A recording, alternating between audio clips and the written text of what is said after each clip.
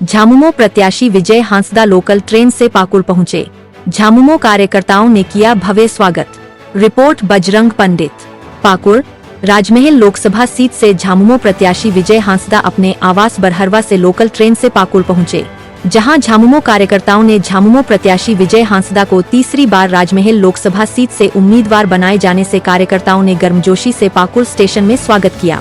Pakur station से bike rally निकाली गई। स्टेशन से निकलते ही चौक चौराहों पर महापुरुषों के प्रतिमा पर माल्यार्पण किया। उसके बाद झामुमो का जिला कार्यालय में कार्यकर्ताओं के साथ लोकसभा 2024 की तैयारी को लेकर मंत्रणा की गई। बैठक में झामुमो पार्टी के जिला, प्रखंड और पंचायत स्तर के नेता और कार्यकर्ताओं से प्रत्याशी विजय हांसदा रूबरू हुए। इस दौरान लोकसभा चुनाव 2024 में राजमहल सीट पर पार्टी को जीत दिलाने पर जोर दिया गया। साथ ही बैठक में निर्णय लिया गया कि झामुमो कार्यकर्ता क्षेत्र में घूम कर लोगों को केंद्र सरकार की योजनाओं विफलताओं की जानकारी देंगे। वहीं झारखंड राज्य में सरकार की उपलब्धि और लोगों को देने वाली कल्याणकारी योजनाओं की जानकारी भी देंगे। इस दौरान राजमहल सीट से झामुमो तीसरी बार विजय हांसदा को भारी मतों से जीत दर्ज करने की अपील की। इस दौरान राजमहल लोकसभा झामुमो प्रत्याशी विजय हांसदा ने केंद्र सरकार जमकर हमला बोला। मैं पार्टी के हमारे सुप्रीमो माननीय गुरुजी, कार्यकारी अध्यक्ष हेमंत सोरेन जी और पार्टी को मैं धन्यवाद देना चाहूँगा कि तीसरी बार उन्होंने मुझ पर विश्वास जताया। और मैं ये कह सकता हूँ कि निरंतर इस क्षेत्र के लिए दिल्ली में हम विपक्ष में रहे, लेकिन लगातार हमारे राज्य के मुद्दों को लेकर के, हमारे क्षेत्र के मुद्दों को लेकर के अग्रसर रहे और आवाज़ उठाते रहे। और जिस तरह से आज ताकत का दुरुपयोग करके, आज माननीय हेमंत सोरेन जी अंदर हैं, आप दिल्ली के मुख्यमंत्री को देख रहे हैं कि वो भी अंदर हैं। जिस तरह से आज सेंट्रल एजेंसियों के दुरुपयोग के साथ ये सरकार पूरी तरह से, एक तरह से कहिए कि तानाशाही शासन जो चलाना चाह रही है, जबकि इनके द्वारा ना महंगाई कम की जा पाई है, ना रोजगार ये लोग दे पाए हैं। इलेक्टोरल बॉन्ड हम कह सकते हैं सदी का सबसे बड़ा आपका जो है कि घोटाला। अगर 15 लाख देने की ये लोग बात कर रहे हैं, ये 15 लाख लोगों के अकाउंट में नहीं, अब देख सकते हैं कि ये लोग जो है सारे एजेंसी का दुरुपयोग करके बीजेपी ने अपने अकाउंट को भरा है। और ये भी जो कहते थे कि भाई 56 इंच का सीना, आज चाइना जितना जो है हमारे देश के अंदर लगातार घुसते चला जा रहा है, उसका निरंतर ये लोग कहीं जवाब देने में एक तरह से कहिए सफल नहीं हुए हैं। ये जनता अब देख रही है और ये जवाब जरूर देगी जनता। इस बार पार्टी के हमारे सुप्रीमो माननीय गुरुजी, कार्यकारी अध्यक्ष हेमंत सोरेन जी और पार्टी को मैं धन्यवाद देना चाहूँगा कि तीसरी बार उन्होंने मुझ पर विश्वास जताया।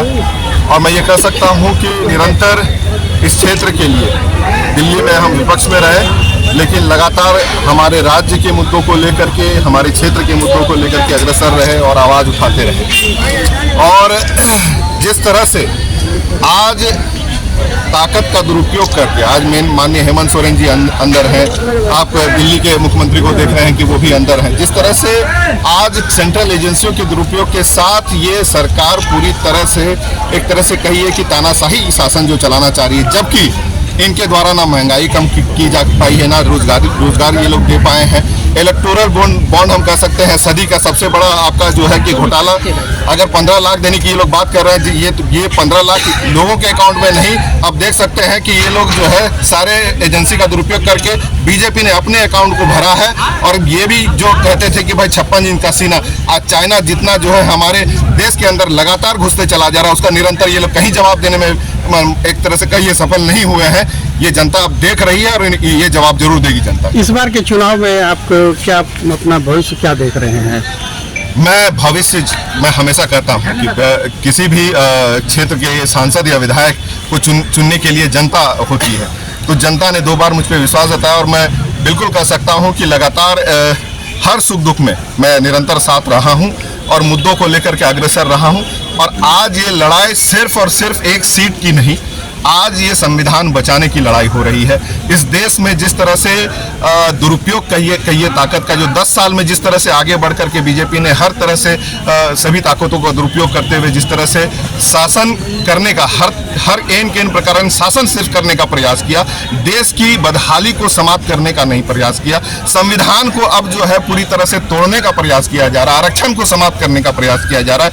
आज मैं कह सकता हूँ कि ये लड़ाई देश को बचाने की है, संविधान को बचाने की है। पर लोबिंग को आप कितना मैं ये कह सकता हूँ कि किसी भी मैदान में कई लोग खड़े होते हैं या हो सकते हैं, लेकिन ये जनता डिसाइड करती है। और आज सभी तरह से आप देख सकते हैं कि मुद्दा जो है ये सिर्फ दो तरफ का है, कि एक तरफ देश को बचाने वाले लोग और एक तरफ देश को पूरी तरह से समाप्त करने वाले लोग। तो यहाँ पे मैं कह सकता हूँ कि जनता अपना फैसला जरूर लेगी। धन्यवाद। मैं हमेशा कहता हूं कि किसी भी क्षेत्र के सांसद या विधायक को चुनने के लिए जनता होती है। तो जनता ने 2 बार मुझ पर विश्वास जताया और मैं बिल्कुल कह सकता हूं कि लगातार हर सुख दुख में मैं निरंतर साथ रहा हूं और मुद्दों को लेकर के अग्रसर रहा हूं। और आज ये लड़ाई सिर्फ और सिर्फ एक सीट की नहीं, आज ये संविधान बचाने की लड़ाई हो रही है।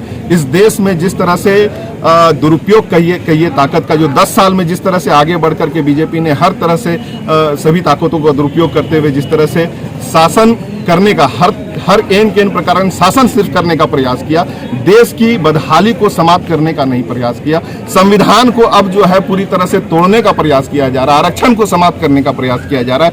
आज मैं कह सकता हूँ कि ये लड़ाई देश को बचाने की है, संविधान को बचाने की है। किसी भी मैदान में कई लोग खड़े होते हैं या हो सकते हैं, लेकिन ये जनता डिसाइड करती है। और आज सभी तरह से आप देख सकते हैं कि मुद्दा जो है ये सिर्फ दो तरफ का है, कि एक तरफ देश को बचाने वाले लोग और एक तरफ देश को पूरी तरह से समाप्त करने वाले लोग। तो यहाँ पे मैं कह सकता हूँ कि जनता अपना फैसला जरूर देगी।